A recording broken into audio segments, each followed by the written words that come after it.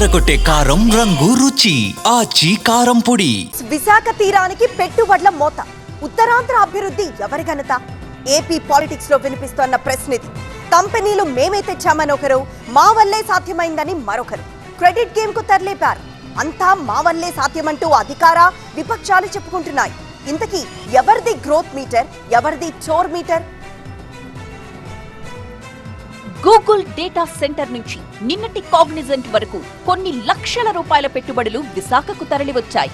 మున్ముందు మరిన్ని కంపెనీలు రాబోతున్నాయి. ఐటీ, ఏఐ హబ్ గా విశాఖ మారుతుందని కూటమి చెబుతోంది. విశాఖ రూపురేఖలే మార్చేస్తామంటోంది. చెప్పడం మాత్రమే కాదు, ఏపీ గ్రోత్ ఇంజన్ గా మారుస్తామంటోంది అధికార కూటమి. ఈ విషయంలో కూటమికి కౌంటర్ ఇస్తోంది వైసీపీ. ఈ ప్రభుత్వం చేసేది తక్కువ, చెప్పుకునేది ఎక్కువ అంటూ విమర్శలు చేస్తోంది. ఆనాడు మాటలు చెప్పారు, ఈనాడు చేతల్లో కూర్చొని చేతెత్తారు. చేతెత్తడం కాకుండా తిరిగి దమాయిస్తాడు. ఈ సంపద సృష్టిస్తాం మనుషులు వచ్చి ఎక్కడ కనిపించట్లే. ఆ మాటలు లేవు. ఇప్పుడు మానేశారు సంపద సృష్టిస్తాం మాట. ఎక్కడ వచ్చిందో చెప్పండి. మధ్యకాలంలో చంద్రబాబు కానీ పవన్ కళ్యాణ్ కానీ. చంద్రబాబు చేసిన దాంట్లో 100వ వంతు కూడా వైసీపీ చెయ్యలేదని కూటమి విమర్శిస్తోంది.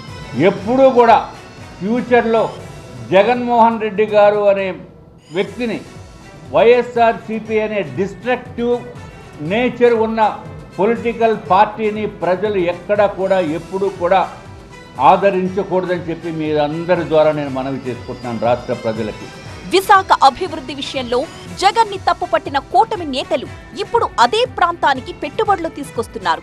ఇది జగన్ ఘనతే అంటోంది వైసీపీ. రాజధాని ఏదో ఇక్కడ ఉంచుకున్న అమరావతిలో మిగతా దాన్ని అక్కడ షిఫ్ట్ చేద్దాము, అక్కడ దాన్ని డెవలప్ చేద్దామని చెబితే ఎంత అల్లరి చేశారు. పెద్ద విలన్లాగా చూపించాలని ప్రయత్నం చేయలేదా? ఈరోజు అదే లోకేష్ గారు ఏం చెప్తా ఉన్నారు, చంద్రబాబు నాయుడు గారు తనయుడు మంత్రి గారు, ఏపీ ఎకనామిక్ పవర్ హౌస్గా విశాఖను తీర్చిదిద్దుతాం. మీరైతేనేమో విశాఖపట్నాన్ని పవర్ హౌస్గా తీర్చిదిద్దినట్టు, మేమైతే మా గవర్నమెంట్లో సునామీలు వచ్చేస్తున్నట్టు. వైసీపీ సత్తా ఏంటో ప్రజలు తెలుసుకున్నారు కాబట్టి 2024లో ప్రజలు తీర్పిచ్చారంటూ కౌంటర్ ఇచ్చారు ఎమ్మెల్యే గంట. మీకు ఎలాగా పరిశ్రమలు తేవడం చేత కాదు.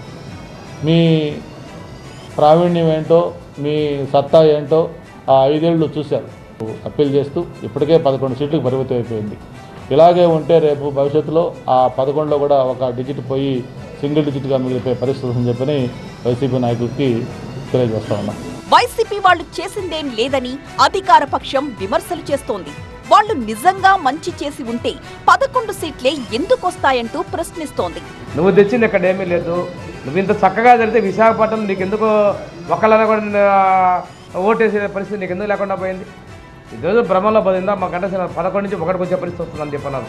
నువ్వు చేసిందే కాక ఆ రోజు నా మంత్రి అన్నాడు, గుడ్ అన్నాడు, ఏక్ అన్నాడు, నిన్న వచ్చి మాట్లాడుతున్నాడు. ఆయన వచ్చి అంటే నువ్వు చేయలేకపోయావని చెప్పేసి జనాలు తీర్థ మీరే అడుగుతారని చెప్పి బయటకు వచ్చి మాట్లాడితే ఏదో మాట్లాడుతున్నారు తప్పితే వాస్తవం అయితే ఇక్కడ పారిశ్రామికులకు అది ప్రోత్సాహం మేము చేస్తున్నాం. మొత్తంగా ఏపీలో క్రెడిట్ పాలిటిక్స్ జోరుగా నడుస్తున్నాయి.